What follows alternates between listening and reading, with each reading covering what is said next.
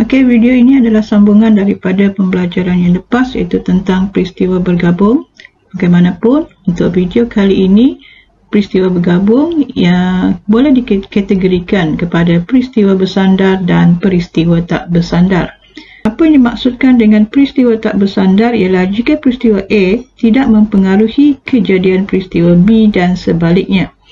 So, jika anda dapati dua peristiwa itu adalah saling tidak mempengaruhi antara satu dengan yang lain, maka peristiwa itu kita boleh katakan sebagai satu peristiwa tak bersandar. Dan jika peristiwa A adalah mempengaruhi kesudahan peristiwa B dan sebaliknya, maka peristiwa itu adalah peristiwa bersandar. Okey, mari kita lihat contoh yang berikut. Kotak A mengandungi 3 kad, iaitu huruf B, huruf O dan huruf S. Kemudian cikgu berikan dua situasi yang berikut, iaitu 2 kad dipilih tanpa pengulangan selepas cabutan, dan situasi yang kedua ialah 2 kad dipilih dengan pengulangan selepas cabutan. Okey, melalui situasi ini nanti mungkin murid-murid boleh dapat memahami bagaimana nak membezakan di antara peristiwa bersandar dan peristiwa tak bersandar. Okey, untuk yang situasi pertama, ini adalah cabutan pertama, ini cabutan kedua dan ini adalah kesudahan. Untuk cabutan pertama, kita masih kebarangkalian itu masih tinggi untuk kita mendapat huruf B, huruf O dan huruf S. Bagaimanapun, kad cabutan kali pertama tak dipulangkan tanpa pengulangan. Pada cabutan kali kedua, kebarangkalian kita hanya boleh mendapat kad O dan S. Maknanya di sini, yang awal ni cabutan pertama, kebarangkalian untuk mendapat huruf B adalah 1/3. Bagaimanapun, untuk cabutan kedua, jika satu kad tak dikembalikan, bermaksud untuk kebarangkalian itu kita hanya mendapat 1/2 sahaja. Okey, kerana kad telah berkurang 1. Jadi di sini kita boleh lihat bahawa cabutan pada kali kedua ini telah pun dipengaruhi pada cabutan kali pertama. Jadi ini kita boleh katakan adalah suatu peristiwa bersandar.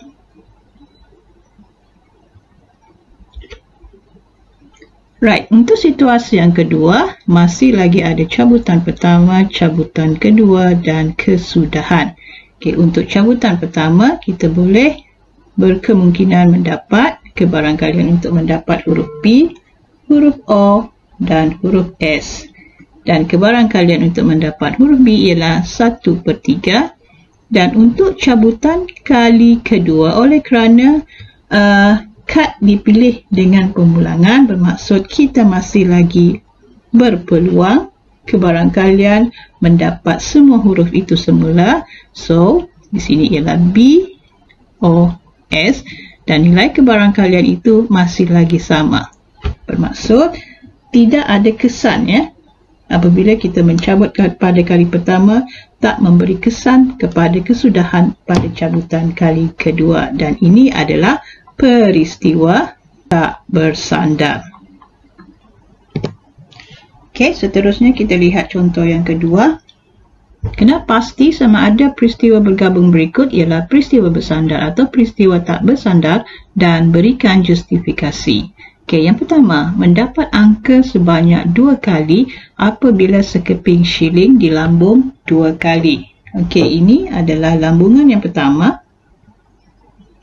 Okey, kita mungkin kebarangkalian kita mendapat angka dan juga gambar. Kemudian pada lambungan kedua, kita masih berpeluang untuk mendapat angka dan juga gambar. Okey, so di sini nilai kebarangkaliannya adalah sentiasa sama.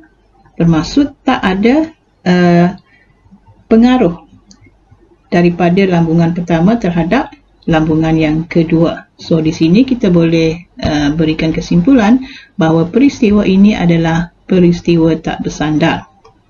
Okey, dan justifikasi yang boleh kita berikan ialah kerana kebarangkalian mendapatkan angka dalam lambungan shilling pertama tidak mempengaruhi kebarangkalian mendapat angka dalam lambungan shilling yang kedua.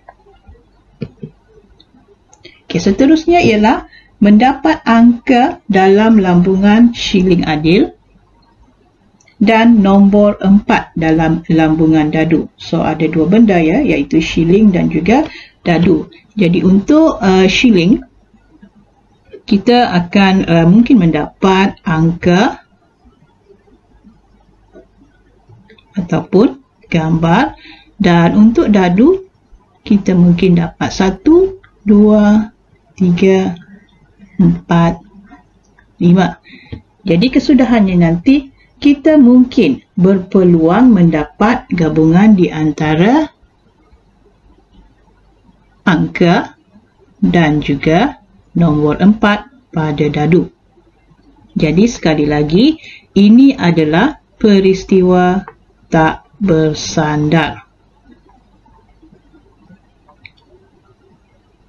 Kerana apa? Kerana lambungan shilling tadi tak memberi kesan terhadap kesudahan lambungan pada dadu.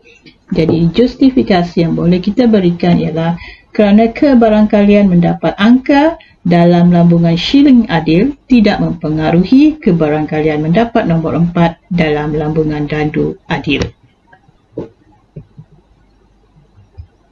Okey, kita terus lihat kepada contoh yang seterusnya, iaitu mendapat 2 batang pen berwarna sama apabila 2 batang pen dikeluarkan satu demi satu dari bekas yang mengandungi 3 batang pen merah dan 2 batang pen biru tanpa pemulangan. So, murid-murid kena alert di sini bahawa terdapat satu perkataan yang sangat penting, iaitu tanpa pemulangan.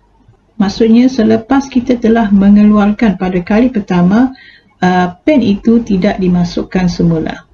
Okey, jadi untuk tu kita boleh mulakan melukis gambar rajah pokok. Okey, 2 biru dan kita ada 3 batang pen berwarna merah.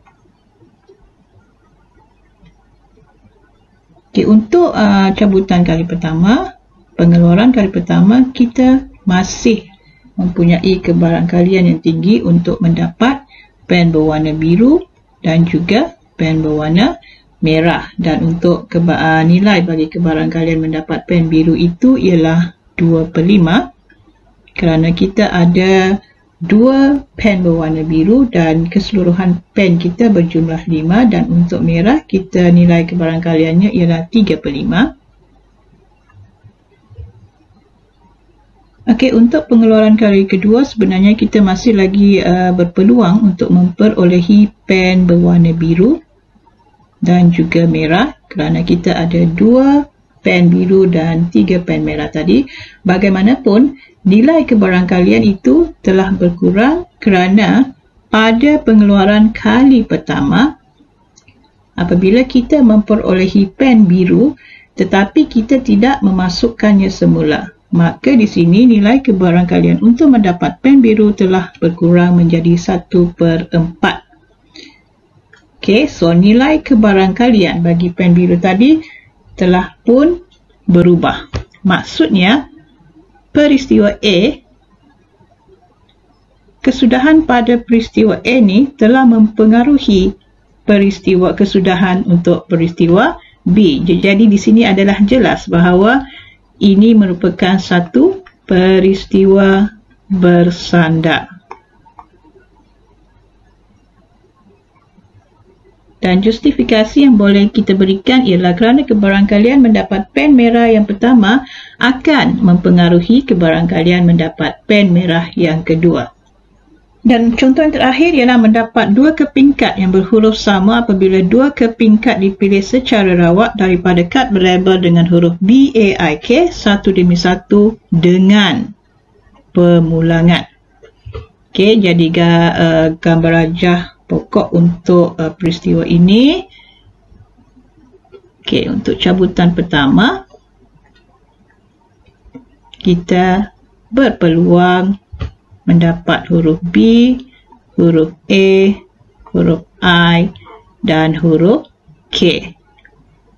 Oleh kerana kad pada cabutan pertama dipulangkan, maka untuk cabutan pada kali kedua juga kita masih berpeluang mendapat huruf B, A, I, K. Okey, so B di sini kita akan dapat 1/4 dan cabutan untuk kali kedua juga B-nya masih 1/4. Dinilai ini masih sama, menunjukkan tidak ada pengaruh daripada peristiwa A terhadap peristiwa B. So, ini adalah peristiwa tidak bersandar. Kerana kebarangkalian kad pertama yang dipilih tidak mempengaruhi kebarangkalian kad kedua dipilih. Jadi, untuk video kali ini, Cikgu amat berharap bahawa murid boleh membezakan peristiwa bergabung yang terdiri daripada peristiwa bersandar dan peristiwa tak bersandar, dan murid-murid kena memahami apakah perbezaan di antara peristiwa bersandar dan peristiwa tak bersandar, kerana ia mempunyai kaitan untuk pembelajaran kita yang seterusnya nanti.